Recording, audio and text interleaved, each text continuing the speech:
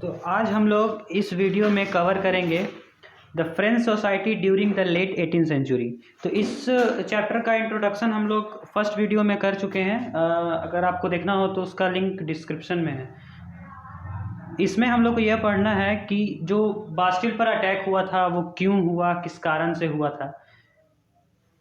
उससे पहले हम लोग ये पढ़ेंगे कि 18th सेंचुरी के ख़त्म होते होते वहाँ का फ्रांस का जो कैसा सिचुएशन है, वहाँ के आदमी लोग किस तरह से रहते थे।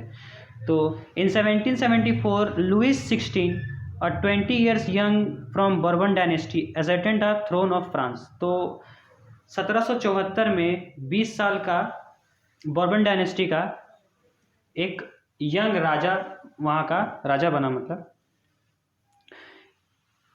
वह जब राजा बना तो उसको वहाँ का जितना भी ट्रेजरी था वो पूरा खाली हो चुका था। वहाँ पे बहुत सारा लड़ाई झगड़ा हुआ, फिर पहले से भी उस पर बहुत कर्जा था, तो वहाँ का जो ट्रेजरी है वह पूरा खाली हो चुका था।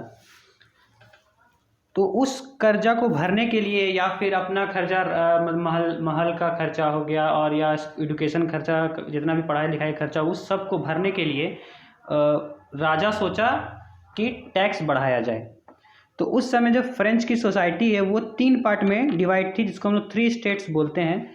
तो इस फर्स्ट स्टेट में आता था क्लर्जी वो जो चर्च का देखभाल या चर्च में काम करता था। सेकंड स्टेट में नोबिलिटी आता था। नोबिलिटी में आपका वो जो राजा का फैमिली या उसका रिलेशनशिप में जो भी है वो आता था। और थर्ड स्टेट में big businessman, merchants, courts officials, peasants, artisans, landless, labour, servant etcetera, ये सब थर्ड स्टेट में आता था। और थर्ड स्टेट का जो है सारा टैक्स उन्हीं लोग पर लाद दिया गया और फर्स्ट स्टेट और सेकंड स्टेट को कोई भी टैक्स नहीं देना था, जिसके कारण वो लोग थर्ड स्टेट जो है वो बहुत परेशानी में जा चुका था।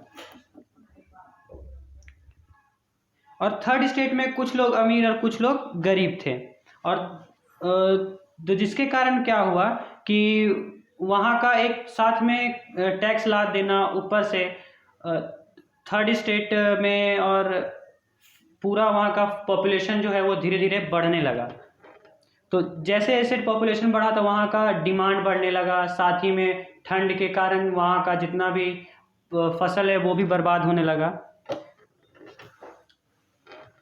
जिसके कारण आया सब्सिस्टेंस क्राइसिस। सब्सिस्टेंस क्राइसिस वो होता है an extreme situation where the basic means of livelihood are endangered. तो यहाँ पे क्या होता है, जीने के लिए जो जरूरी होता है, जैसे रोटी कपड़ा मकान आप लोग सुने होंगे वो, तो उसका क्राइसिस होने लगा। उसी को बोलते हैं सब्सिस्टेंस क्राइसिस।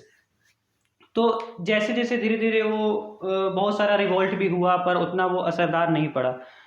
लेकिन धीरे धीरे ऐसा क्या हुआ कि द ग्रोइंग मिडिल क्लास, मतलब मिडिल क्लास का शुरुआत हुआ, जिसमें कि सारे जो वहाँ के गरीब लोग हैं या कुछ आदमी लोग वो पढ़ने लिखने लगे, एजुकेशन लेने लगे, समय पार हुआ।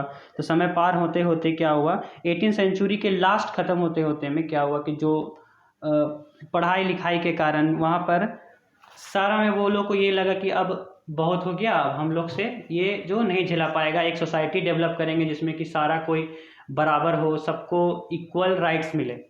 तो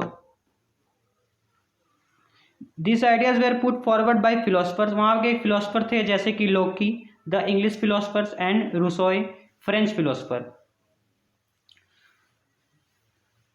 These ideas were discussed intensively in saloons and coffee। ये सब आइडियाज सब सैलून में और कॉफ़ी में बैठ करके बात किया करते थे, और बुक के द्वारा, बुक को छपवा करके पेपर के द्वारा वो सारा रोड पे या चिल्ला करके, मतलब वो माइक लगाकर बताया करते थे कि ये राइट्स हम लोग को भी मिलना चाहिए।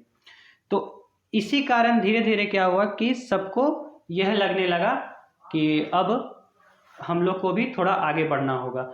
तो इसी साथ में जब वो क्राइसिस आने लगा तो खाना का किल्लत होने लगा, तो जिसके कारण जो वहाँ के औरत लोग हैं वो लोग दुकान को लूटना शुरू कर दी। तो इस तरह की सिचुएशन को देख के राजा जो है वो भेजा अपना ट्रूप्स को सिटी में वो लोग को रोकने के लिए, लेकिन एक ह्यूमर्स फैल गया कि वो अटैक करवाने के लिए भेजे हैं, ओपन फायर।